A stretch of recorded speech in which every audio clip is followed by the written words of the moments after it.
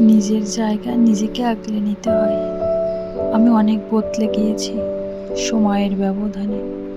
আগের মতো কাউকে ধরে রাখি না, যে আমাকে বোঝে না। তার কাছে নিজেকে প্রমাণ করাও ছেড়ে দিয়েছি। এখন আমি হিসাব করিনি যে সীমা কোথায়, কোথায় থাকলে নিজেকে ঠিক রাখা যায়। সম্পর্ক মানে আজ আমার কাছে দুজনের সমান যত্ন আর সমান দায়। একতরফা টান ধরে রাখতে গিয়ে আমি আর নিজেকে ছোট করি না।